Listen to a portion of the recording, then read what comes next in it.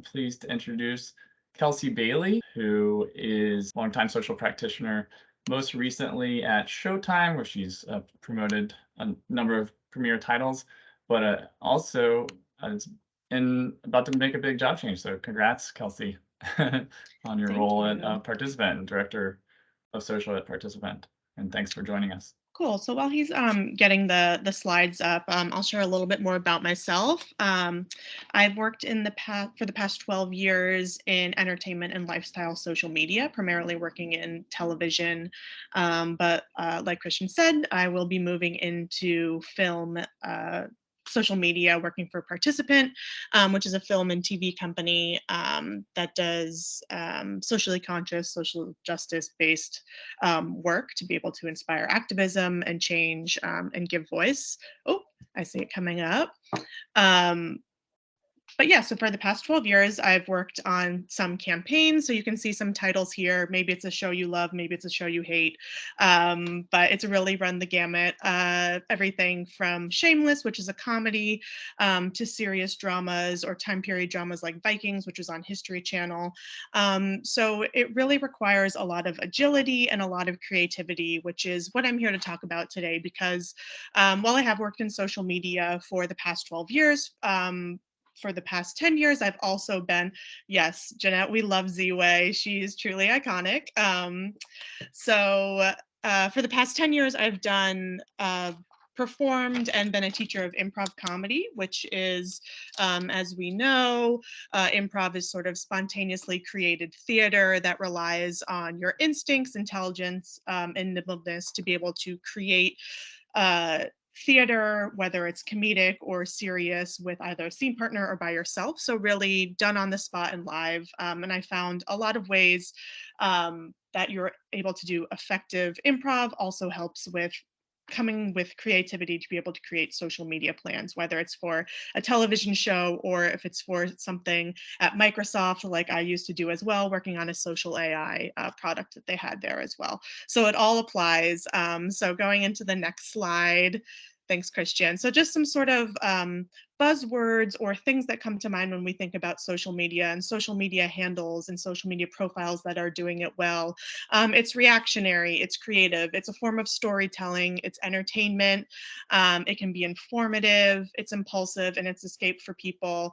It's community driven, whether that is through mission or just community in general. If it's a fandom of a show, like for Shameless or for Game of Thrones, it's very much community focused. It's real time and ever changing. And when we look at those buzzwords for social media, a lot of the same things that we see for social media apply to improv. So on the next slide, we'll see those similar buzzwords, and there's a lot of overlap in this Venn diagram. So it's also reactionary, creative, it's a form of storytelling, it's entertainment, it's real time, it's collaborative, communal, impulsive. So what I really want to talk about in the time that I have, and I apologize if I speed through this, but hopefully if anyone's interested, we can chat about it more, is just the ways that we can do good improv and also be able to unleash our creativity and find ways to unlock our creative mindset. So looking at the next slide. Thank you, Christian. The three pillars of improv that I'm going to discuss really quickly that sort of help one create good improv theater, but also we can apply to, brainstorming and social strategy content is this pillar of yes and, reacting honestly, and heightening and exploring. So as we go into the first pillar, yes and, on the next slide, this is truly the focal point of improv, whether it's improv comedy or improv theater. It's this idea of, it's a principle that connects a performer with another on stage by agreeing with what they're saying and building on it. So if you're working with someone collaboratively, you're hearing them, you're saying, yes, I agree and accept what you're saying, and I have a way that we can build on this to make it even better. So I think that this is something that whether you're, thinking about creating content that that is around the launch of a new television show. Yes, we need to create social media, and I think we should also utilize Twitch because this is Halo and it would do well there. So it's finding ways to be able to take the idea, the challenge, the prompt that you have, agreeing with the person that you're working with, or just the idea in general, and seeing where else we can take it.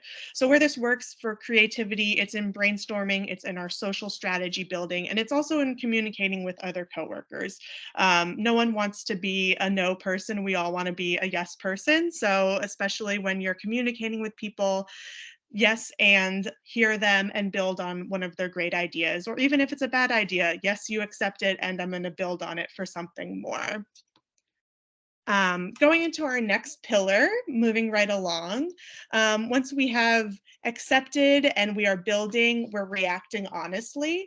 I think one of the things that Mike talked about was authenticity on social media. And I think reacting honestly in improv means reacting to the world that's around you, reacting to what is being thrown at you, whether it's good or bad or challenging, and thinking to the top of your intelligence to react honestly. You're not going to pander, you're not going to take the easy solution.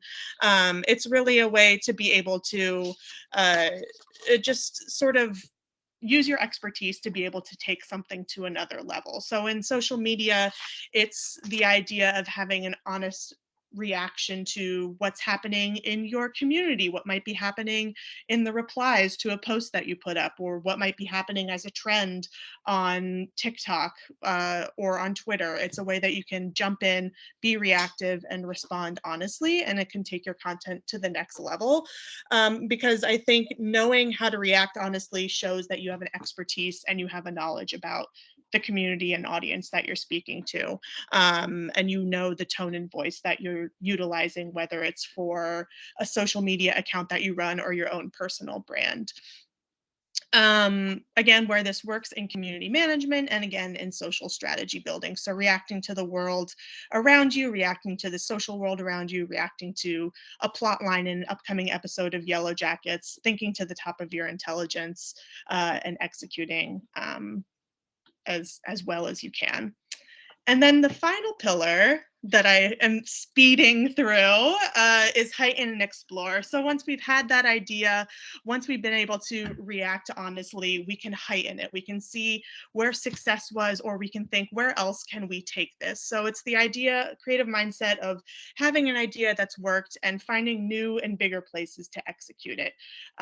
So for example, if you've seen success with this content series on social media, where else can you take that content that you're talking about, or that soundbite? Is it something that can be a YouTube series? Is it something that we can put on a billboard to promote a show? Can it be an on-air spot? Can it be a podcast series? These are all places we can heighten and explore a best practice, success, a win, or something that we see is really playing well with our social media audience. And again, where we can use this is in brainstorming and again in our social strategy. So I think really thinking of these three pillars is how I'm able to talk about a show like Shameless and talk about a show like Super Pumped in the same breath, and be able to come up with content that feels authentic to all of those series and audiences. So yes anding our creative partners, yes anding our coworkers, yes anding the prompt that's coming to us, even if it's a question in an email. Thinking to the top of our intelligence and reacting honestly to be able to make authentic content that will resonate with our audience, and then heightening and exploring, where else can we go with this? We know this works. What else can we do? What other avenues can we go down that could potentially take us out of the social media world and into other departments of marketing? So if anyone has any questions or anything, I sped through that, so I apologize, but hopefully it resonated and got some people thinking. Definitely, Kelsey. Thanks so much. I love hearing your framework, bringing improv to social. And it looks like Aiden has a question. Aiden, Sure. do you have your hand up? Yeah, I do. So I'm someone that wants to work in the entertainment industry, specifically as a writer. What would you say is the hardest thing for someone in the entertainment industry to deal with on a day-to-day basis? Oh my gosh. The hardest thing is just the ever changing landscape of where people are getting their entertainment, whether it's from a social media app like TikTok, or it's a TV show, or it's a YouTube series, or there's a new platform that launched. I think there's so many different ways that people can be entertained right now. So, sort of adapting to the ever changing landscape of what the entertainment industry could be, whether it's a film that, I mean, 10 years ago, all films were released in movie theaters, and now they're on streaming apps, or they're on YouTube, or they're a series on, a short form content platform. So I think just the ever changing, unknowing landscape of entertainment industry, or whatever that may mean to you, is probably the hardest.